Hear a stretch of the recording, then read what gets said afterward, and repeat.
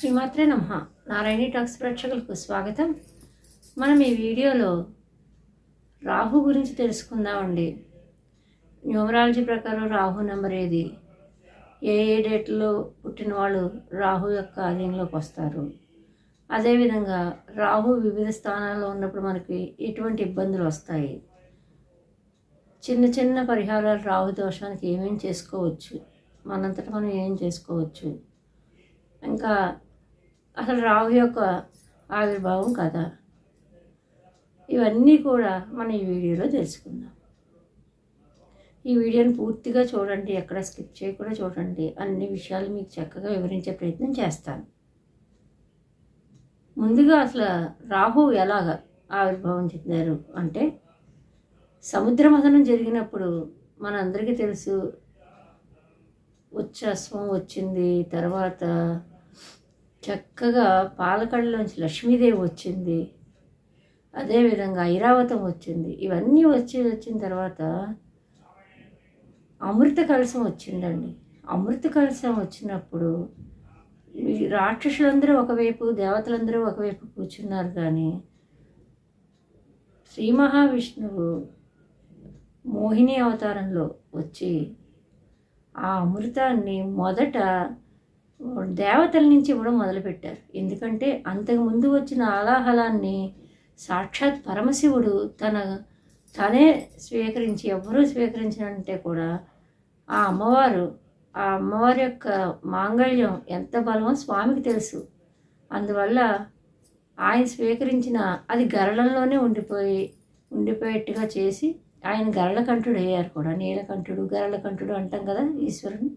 అందువల్ల ఏం చేశారంటే, ఈ అమృతం గురించి ఇటు అటు కూడా గొడవ పడకుండా సాక్షాత్ మన మహావిష్ణువు చక్కగా మోహిని అవతారం ధరించి ఆ యొక్క అమృతాన్ని ముందుగా దేవతల నుంచి ఇవ్వడం మొదలుపెట్టారు. దేవతల నుంచి ఇచ్చుకుంటూ వస్తూ ఉంటే ఇక్కడున్న మిగిలిన రాక్షసులు ఎవరికి, అసురులు ఎవరికి కూడా అంత అనుమానం రాలేదు. కానీ రాహుకు మాత్రం కొంచెం అనుమానం వచ్చి దేవతల యొక్క రూపం దాల్చి దేవతల వరుసలోనే కూర్చున్నప్పుడు అందరితో పాటు తను కూడా స్వీకరిద్దామని చెప్పి అనుకొని స్వీకరించబోతుంటే, ఎప్పుడైతే రాహు గరళ కొంచెం ఇక్కడ దాకానే వెళ్ళిందండి అమృతం, అది చూసి శ్రీ మహావిష్ణువు శిరశ్ఛేదనం చేసేయడం వల్ల ఏమైపోయిందంటే, అమృతం అన్నది ఇక్కడ దాకానే ఉంది, ఇక్కడ రాలేదు, 2 భాగాలు అయిపోయాయి. అయితే ఆ విషయాన్ని రాహు అడిగారు, ఇలా చేయడం తప్పు కదా, మరి మాకు ఎందుకు ఇవ్వలేదు అమృతం, దేవతలకే ఇవ్వాలనుకోవడం అంటే, మీరు అసురులు అంటే మీకు జ్ఞానం కన్నా బలం ఎక్కువ ఉండడం వల్ల మీరు ఏంటంటే ఏదైనా సరే యుద్ధంతో గెలుద్దాం అనుకుంటారు. అందువల్ల మీకు ఇవ్వద్దు అనుకున్నాను అంటారు. అయితే మరి నన్ను ఇలా వధించడం మీకు భావ్యమేనా అంటే, అప్పుడు వారు విష్ణుమూర్తి రాహుకి, మీరు రాహు కేతు కింద 2 భాగాలు, రాహు అంటే తల, కేతు అంటే మొండం, 2 భాగాలుగా ఉంటారు. మీరు సంవత్సరానికి ఒక్కసారి సూర్యుడిని, చంద్రుణ్ణి మీ యొక్క రీజన్లోకి తెచ్చుకుంటారు. అంటే రాహు దాన్ని గ్రహణం అంటారు. రాహు సూర్యుడికి దగ్గరగా వచ్చినప్పుడు సూర్యగ్రహణం, చంద్రుడి దగ్గరగా ఉన్నప్పుడు చంద్రగ్రహణం ఏర్పడుతుంది. ఈ విధంగా వరం ఇవ్వడం వల్ల అప్పటి నుంచి గ్రహణ రూపంలో వారిని పట్టుకోవడం ప్రారంభించారు. అయితే ఈ విధంగా రాహు యొక్క ఆవిర్భావం జరిగింది. రాహు అమృతం మొత్తం శిరస్థానంలోనే ఉండిపోయింది కదా, అందువల్ల ఈ రాహు యొక్క బలం అంతా ఎక్కడ ఉంటుంది, శిరస్సులో ఉంటుంది. వీరికి అందువల్ల విపరీతమైన నాలెడ్జ్, రాహు యొక్క ప్రభావం ఉన్న వాళ్ళ యొక్క నాలెడ్జ్ని అందుకోవడం కష్టం, మామూలు వాళ్ళు అందుకోలేరు. అది పిచ్చి అనుకుంటారు కొంతమంది. అయితే ఇంకా రాహు యొక్క నంబర్స్ అంటే పుట్టిన తేదీని బట్టి రాహు వీరి యొక్క ప్రభావం ఎక్కువ ఉంటుంది అని ఎవరెవరిని అనుకోవచ్చు అంటే 4, 13, అదేవిధంగా 31 వీళ్ళు రాహు యొక్క అధీనంలోకి వస్తారు. రాహు యొక్క నెంబర్ 4, అందువల్ల రాహు యొక్క అధీనంలోకి వస్తారు. అదేవిధంగా 22వ నెంబర్ కూడా అంటే 4, 13, 22, 31 ఈ నెంబర్లు రాహు యొక్క అధీనంలోకి వస్తాయి. వీరితో స్నేహం చేసిన వారికి ఎప్పుడు బాగుంటుందండి. ఎందువల్లంటే వీళ్ళకి తెలివితేటలు ఎక్కువ. వీళ్ళ తెలివితేటలకు ఎదుటి వాళ్ళు అర్థం చేసుకోవడం చాలా కష్టం. వీరి యొక్క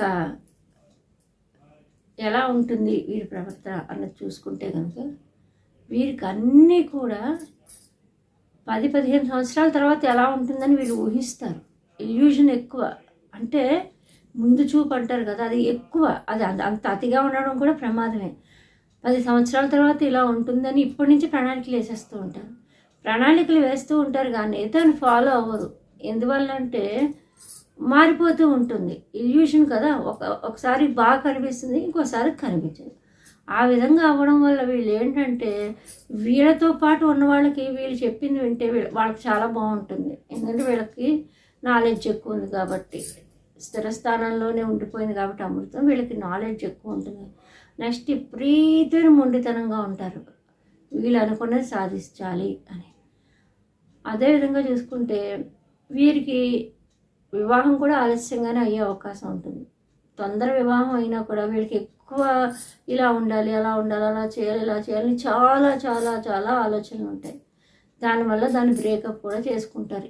ఎర్లీ మ్యారేజ్ అయిన వాళ్ళు కొంతమంది బ్రేకప్ కూడా అయ్యే అవకాశం ఉంటుంది. వీరితో స్నేహం చేయడం అన్నది కొంచెం కష్టం. వీరు స్నేహం చేస్తే వారికి ఎంతటి స్నేహస్థానైనా అందించి హెల్ప్ చేస్తారు. అదే కనుక వీరితో వైరం పెట్టుకున్న అదే స్థాయిలో ఉంటుందండి. వైరం పెట్టుకున్నారంటే వాళ్ళు అంత తేల్చే వరకు వదలరు, అది మనసులో తీరు. అందువల్ల ఈ రాహు ప్రభావం ఉన్నవాళ్ళు ఎవరైనా సరే చాలా ఆలోచనల్ని రాసుకోండి. ఇది ఇప్పుడు ఈ ఆలోచన వచ్చింది, ఈ ఆలోచన రాసుకోండి. ఎందువల్లంటే మీకు వెంటనే కొత్త ఆలోచన బ్రహ్మాండంగా వస్తూ ఉంటాయి వల్ల వీటి ఇంప్లిమెంటేషన్ పోతూ ఉంటుంది. అందువల్ల ఈ 4, 13, 22, 31 ఈ తేదీలో పుట్టిన వారందరూ కూడా రాహు యొక్క ప్రభావం తగ్గించుకోవాలంటే కనుక వారికి ఏదైతే ఆలోచన వచ్చిందో దాన్ని తప్పకుండా రాసుకోండి. రాహుకి చెప్పాలంటే ఈ జ్యోతిష్ శాస్త్రంలో ఎక్కడ కూడా స్థానం ఇవ్వలేదు. 12 రాశుల్లో కూడా మేషం నుంచి మీనం వరకు, మేషం, వృషభం, మిథునం, కర్కాటకం, సింహం, కన్య, తుల, వృశ్చికం, ధనస్సు ఈ రాశిలో ఏ రాశికి ఆధిపత్యం ఇవ్వలేదు. ఎందువలన అంటే వీరు ఛాయాగ్రహాలు. రాహు, కేతు అనేది ఛాయాగ్రహాలు. అందువల్ల రాహుకి శని ఇచ్చే ఫలితాలు ఇమ్మన్నారు. అందువల్లే శనివత్ రాహు అంటారు. రాహుకి శని ఇచ్చే ఫలితాలు రాహు ఇస్తాడు. ఏ స్థానంలో ఉన్నా కూడా ఆ స్థానాన్ని శని ఇచ్చే ఫలితాలు రాహు ఇస్తూ ఉంటాడు. అలాగే కేతువు చూసుకుంటే కూడా కుజవత్ కేతువు అంటే కుజుడిచ్చే ఫలితాలు కేతువు ఇస్తారు. అయితే ఇప్పుడు మనం రాహు గురించి మాట్లాడుతున్నాం. నెక్స్ట్ కుజుడి యొక్క వీడియో చేసినప్పుడు కుజుడి గురించి చెప్తాను. ఇంకా మన ఈ జ్యోతిష్ శాస్త్రంలో ఈ 12 రాశుల్లో కూడా రాహు ఎక్కడెక్కడ ఉంటే ఎటువంటి ఫలితాలు ఇస్తారో మనం కొంచెం తక్కువగా అయినా సున్నితంగా అయినా తెలుసుకునే ప్రయత్నం చేస్తాం. రాహు మొదటి స్థానంలో ఉన్నారనుకోండి, మొదటి స్థానంలో ఉన్నప్పుడు అది వాళ్ళకి ఫస్ట్ జన్మ అని అనుకోవచ్చు. ఎందువల్లంటే రాహు అన్నీ కొత్తగా నేర్చుకోవాలనుకుంటారు కదా, అందువల్ల వాళ్ళు అన్నిటినీ స్టార్టింగ్ నుంచి నేర్చుకుంటూ ఉంటారు. ప్రతిదీ కూడా అంతే, ప్రతిదీ ఒక ఆతృతతో, విపరీతమైన ఆతృతతో నేర్చుకుంటూ ఉంటారు మొదటి స్థానంలో ఉన్నప్పుడు. దాన్నే తనుభావం అంటారు, లగ్నభావం. అందులో ఉన్నప్పుడు వాళ్ళ యొక్క ప్రవర్తన ఎప్పుడు అలాగే ఉంటుంది. ఇంకా రెండో స్థానంలో ఉన్నప్పుడు ఇది వాక్స్థానం, ధనస్థానం, ద్వితీయ స్థానం అంటాం. దీన్నే ధనాభావం అంటాం. ఈ ద్వితీయ భావంలో ఉన్నప్పుడు వీళ్ళకి మాట మీద అదుపు ఉండదండి. తొందరగా మాట్లాడేస్తారు. మాట్లాడేయడం వల్ల ఎదుటి వాళ్ళు హట్ అవుతారా ఏమవుతారా వాళ్ళకి అనవసరం. హట్ అయినా రొట్టైనా మట్టైనా అనవసరం. వీళ్ళ మాట మాత్రం వీళ్ళు మాట్లాడేస్తారు. ఆ తొందర మాట ఎక్కువ వచ్చేస్తుంది. తొందర మాటని వీళ్ళు తగ్గించుకోవాలి, లేకపోతే చాలా కష్టపడతారు. అంతేకాకుండా వీరికి రెండో భావంలో రాహు ఉన్న వాళ్ళకి ఎర్లీగా మ్యారేజ్ అయితే కనుక వీళ్ళు దాంట్లో అడ్జస్ట్ అవ్వడం చాలా కష్టమైపోతుంది. ఎందుకంటే రాహు ద్వితీయ భావంలో ఉన్నప్పుడు ఎక్కువ ఛాన్సెస్ ఏంటంటే విడాకులు తీసుకోవడానికి అవకాశం ఉంటుంది. అది ఓన్లీ రాహు రెండో భావంలో ఉంటేనే ఇలా జరిగిపోతుందని కాదు. మిగిలిన అన్నీ కూడా అంశాచక్రం మీద చూసుకోవాలి, నెక్స్ట్ అష్టక వర్గులో చూసుకోవాలి. ఇవన్నిటిని చూసుకొని బేరీ చేసుకోవాలి. జనరల్ ఇన్ఫర్మేషన్ అయితే మాత్రం రాహు రెండో భావంలో ఉన్న వాళ్ళకి కొంచెం ఆలస్య భావాలను కూడా చెప్పచ్చు, పర్వాలేదు, నో ప్రాబ్లం, కంగారు పడక్కర్లేదు. అదేవిధంగా మూడో భావం అన్నది రాహుకి చాలా మంచి ప్లేసే. ఎందువల్లంటే వీరు కనుక ఇంటికి పెద్దవారు అయితే కనుక వీళ్ళ డైరెక్షన్ బాగానే ఉంటుంది. ఎందుకంటే వీళ్ళు ఇది చేయాలి, అది చేయాలి, దీన్ని ఎక్స్పెండ్ చేయాలి, దాన్ని ఎక్స్పెండ్ చేయాలి అనుకుంటూ ఉంటారు కదా. వీళ్ళ ఆలోచనలు బాగుంటాయి కాబట్టి, అంటే మూడో స్థానం రాహుకి బాగుంటుంది కాబట్టి రాహు మూడో స్థానంలో మంచి ఫలితాలనే ఇస్తాడు. ఇంకా నాలుగో స్థానానికి వెళ్ళేటప్పటికి నాలుగో స్థానం అన్నది క్షేమం, మనం ఉన్న ప్లేస్, మన సౌఖ్యం, సుఖం, ఇవన్నీ కూడా మెటీరియల్గా మనం హ్యాపీగా ఎంజాయ్ చేయాలనేది నాలుగో స్థానాన్ని బట్టి చూస్తాం. నాలుగో భావం, మాతృస్థానం, ఇవన్నీ కూడా అంటారు. ఈ నాలుగో స్థానంలో రాహు వచ్చినప్పుడు ఏమవుతుంది? నాలుగో స్థానంలో రాహు వచ్చినప్పుడు ఎక్కువ శాతం ఎన్ని ఉన్నా కూడా సంతోషంగా ఉండలేరు వీళ్ళు. కారు ఉండనియండి, మామూలు కారు ఉంటే బెంజ్ కారు కావాలనుకుంటారు, మామూలు సైకిల్ ఉంటే ఇంకా సోఫిస్టికేటెడ్గా ఉంటే సైకిల్ కావాలనుకుంటారు. ఇంకా అలా ఇది ఉంటే అది ఉంటే సుఖం, అది ఉంటే సుఖం, ఇలాగ దీని గురించి పాకులాడుతూ ఉంటారు. ఉన్న చోట సంతోషంగా ఉండలేరు. ఎన్ని ఉన్నా కూడా సంతోషం అన్నది ఉంచుకోలేరు. మనకి పక్క వాళ్ళని చూసి అయ్యో వాళ్ళకి కనీసం ఇల్లు లేదు, మనకి అపార్ట్మెంట్ ఉంది అని సంతోషపడవచ్చు. కాదు, మనకి బంగ్లా ఉంటే బాగుంటుంది, దాని గురించి పాకులాడతారు. కష్టపడి ఎటో కడతారు, ఇంతకంటే పెద్దది వెళ్ళా ఉంటే బాగుంటుంది అని మళ్ళీ దాన్ని ఇంకా అలాగనమాట. ఉన్న చోట సంతోషంగా ఉండడం కష్టం అయిపోతుంది వారికి. ఇంకా అందువల్ల వీరు ఏం చేయాలంటే నాలుగో భావంలో రాహు ఉన్నవాళ్ళు మనం ఇక్కడ ఉన్నాం, భగవంతుడి దేవులు ఇది చాలా బాగుంది అని మనసుకు చెప్పుకుంటే కనుక చాలా సంతోషంగా ఉంటారు. ఇంకా ఐదో భావంలో రాహు వచ్చినప్పుడు ఉన్నప్పుడు ఏమవుతుందంటే వీళ్ళకి సంతానం మీద కొంచెం ఇబ్బంది ఏర్పడుతుంది. స్త్రీలకి సంతానం ఆలస్యంగా రావడం కానీ, పురుషులకు కానీ స్త్రీలకు కానీ ఆలస్య సంతానం ఏర్పడుతుంది. దాంతోపాటు సంతానం వల్ల ఇబ్బందులు కూడా ఏర్పడతాయండి. సంతానం వల్ల ఇబ్బందులు ఏంటంటే వాడికి ఒక వయసు వచ్చేదాకా వీళ్ళు విపరీతంగా వాళ్ళని చక్కగా సంతోషంగా గారంగా బాగా చూసుకుంటారా, వాళ్ళు పెద్దవాళ్ళు అయిన తర్వాత వీళ్ళని చూడవలసి వచ్చినప్పుడు మాత్రం అక్కడ కొంచెం ఇబ్బందులు ఫేస్ చేస్తారు వాళ్ళతో. ఎందుకంటే రాహు పంచమ స్థానంలో ఉన్నప్పుడు వాళ్ళ యొక్క పిల్లలు ఎప్పుడూ కూడా కొంచెం ఎక్కువ తెలివితేటలు ఉన్నవాళ్ళు ఉంటారు కదా. వీళ్ళు పెద్దవాళ్ళు అయిపోయాక వీళ్ళు చెప్పింది వాడు వినమంటే వినరు కదా, రివర్సే అవుతుంది. అందువల్ల ఎక్కువ ఎక్స్పెక్టేషన్స్ పెట్టుకోకుండా మనం కన్నాం కాబట్టి పెంచాలి అంతే. దీంతో జాగ్రత్తగా పెంచుకుంటే మనకి ఏ టెన్షన్ ఏ బాధ కూడా ఉండదు. ఇంకా పంచమ స్థానం అయిపోయిన తర్వాత వీళ్ళకి చదువు విషయంలో కూడానండి పెద్ద చదువులు చదివేస్తూ ఉంటారు. ఎక్కువ higher educations, MS, science, MS ఇలాంటి ఇంకా ఏదైనా సరే ఇన్వెన్షన్ చేయాలంటే ఆయనకి ఎక్కువ టైం ఇంకా చదువుతానే ఉంటారు, బాగా చదువుతూ ఉంటారు. ఎందుకంటే దాని లోతు తెలుసుకుందామని ఎంతసేపటికి తాపత్రయం, ఇది బాగుంటుంది, ఇది చదివితే అది ఇంకో చదువు మీద ఎక్కువ ఎన్నో డిగ్రీలు కూడా వచ్చేస్తూ ఉంటాయి వాళ్ళకి, విపరీత పట్టుదల వల్ల. ఇంకా 6వ స్థానంలో ఉంటే కనుక రాహు, 6వ స్థానం కూడా రాహుకు మంచిదే. దీన్ని శత్రు రుణ రోగ స్థానం అంటారు. ఈ 6వ భావం ఉండడం వల్ల ఏమవుతుందంటే, రాహుకి 6వ భావం అన్నది మంచి ప్లేసే కాబట్టి ఈ రుణాల నుంచి మనం బయటపడడం ఎలాగా అన్నది ఆలోచన బాగా చేస్తారండి వీళ్ళు. రుణాలు చేస్తారు, రుణాలు తీరుస్తారు. అదేవిధంగా ఆరోగ్య విషయంలో కూడా అనారోగ్యం అయితే వస్తుంది, అనారోగ్యం నుంచి బయటపడడం కూడా వీళ్ళకి తెలుస్తుంది. 6వ స్థానంలో ఉన్నప్పుడు రాహు 6వ స్థానం రాహుకి మంచిదే, ఇట్ సెల్ఫ్ మంచిది కాబట్టి పర్వాలేదు. ఈ రుణాలు కూడా అంతే తీసుకుంటారు, బ్రహ్మాండంగా తీసుకుంటారు. దాన్ని తీర్చే తెలివితేటలు కూడా వీళ్ళకుంటాయి. 6 ఇంక 7వ స్థానం, ఇది కళత్ర స్థానం, వివాహ స్థానం. వివాహానికి 7వ స్థానం చూస్తాం. 2, 7, అదేవిధంగా 8, 5 ఈ స్థానాలు చూస్తాం. వివాహానికి 12 ఈ స్థానాలు చూస్తాం. ముఖ్యంగా 7వ స్థానం కళత్ర స్థానం. స్త్రీలకైతే గురుడు కారకుడు అవుతూ ఉంటాడు, పురుషులకైతే శుక్రుడు కారకుడు అవుతాడు.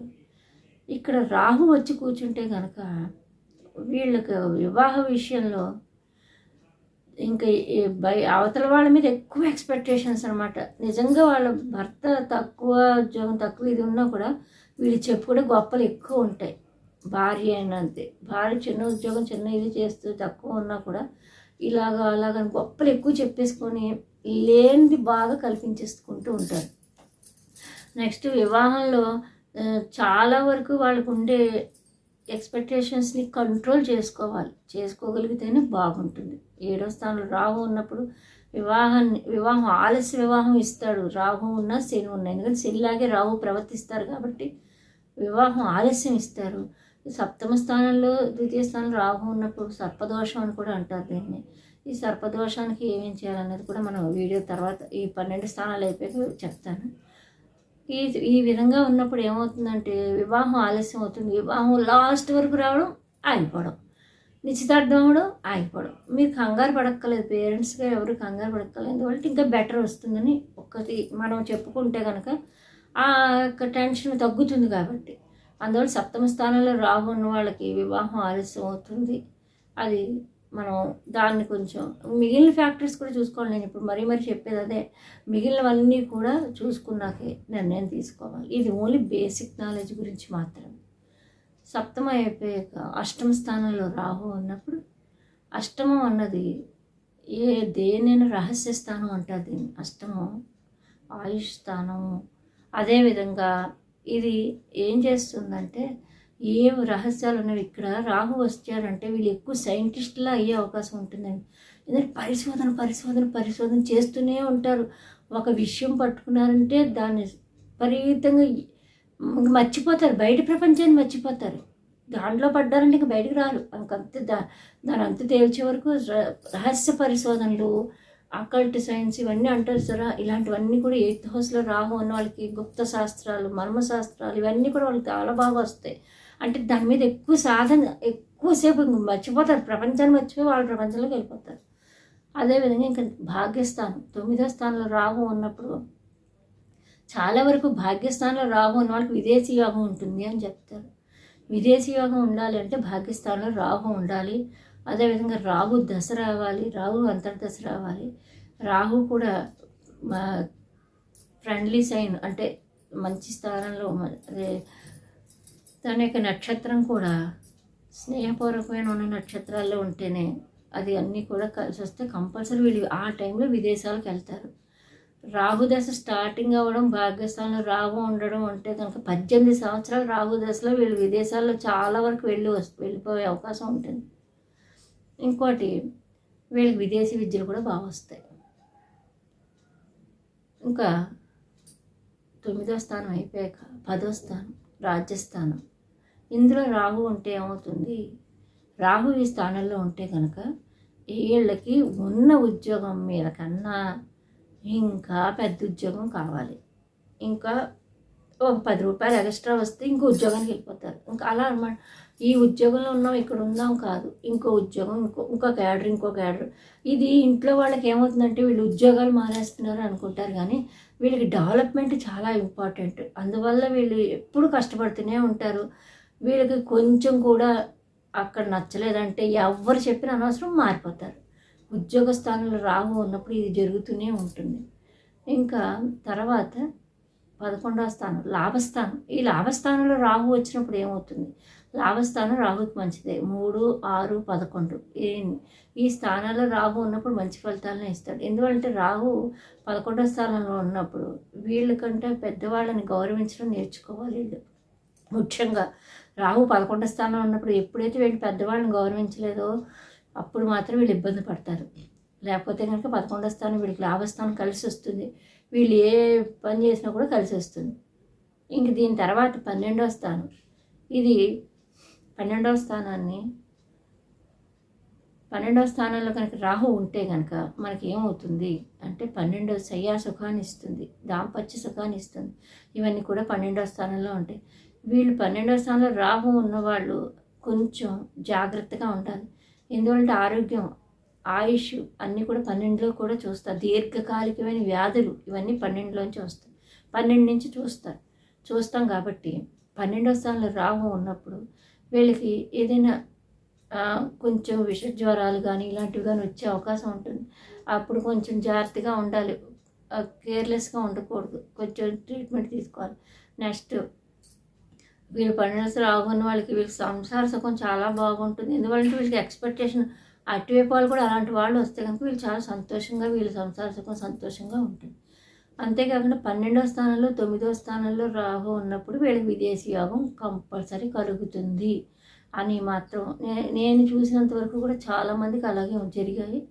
అది అంటే రాహు ఒక్కడి మీద కాదు, మిగిలిన అన్ని ఫ్యాక్టర్స్ చూస్తాం. కానీ బేసిక్గా రాహు 12లో కానీ 9లో కానీ ఉన్నప్పుడు అంటే చరస్థానాల్లో ఉన్నప్పుడు రాహు కంపల్సరీ విదేశీ యోగం ఇస్తాడు అని చెప్పేసి ఉంది. అందువల్ల చాలామందికి కూడా విదేశీ యోగం రాహు దశలో, రాహు అంతర్దశలో, గోచారంలో రాహు 12లో కానీ 9లో ప్రవేశించినప్పుడు కూడా వెళ్తారు. ఈ విధంగా 12 స్థానాలు రాహు ఉన్నప్పుడు ఈ విధంగా ఉంటుంది. ఇంకా రాహు మనకి ఎక్కడెక్కడ ఉంటాడు అంటే కనుక రాహు ఎక్కువ బాత్రూమ్స్ రిప్రజెంట్ చేస్తారండి. మనం చాలా సిల్లీగా అనుకుంటాం కానీ బాత్రూమ్స్ కనుక మనం నీట్గా ఉంచుకోకపోయినా, శుభ్రంగా ఉండకపోయినా కూడా నెగిటివ్ ఎనర్జీని స్ప్రెడ్ చేస్తాడు రాహు. అందువల్ల మన అనారోగ్యం ఎక్కువ ఇస్తాడు. అందువల్ల రాహు బాగాలేదు అనుకుంటే కనుక మనం ఒకసారి చెక్ చేసుకోవచ్చు, తప్పులేదు. బాత్రూమ్స్ని చాలా నీట్గా ఉంచుకోవాలి. అప్పుడే ఆరోగ్యం బాగుంటుంది. ఆ తర్వాత వీళ్ళకి పనులు కూడా బాగా జరుగుతాయి. ఈ రాహు చెప్పినాను కదా 4, 13, 22, 31 ఈ తేదీల వాళ్ళకి కూడా ఒకసారి గమనించుకోండి. మీరు బాత్రూమ్స్ విషయంలో కూడా ఒకసారి చూసుకోవచ్చు.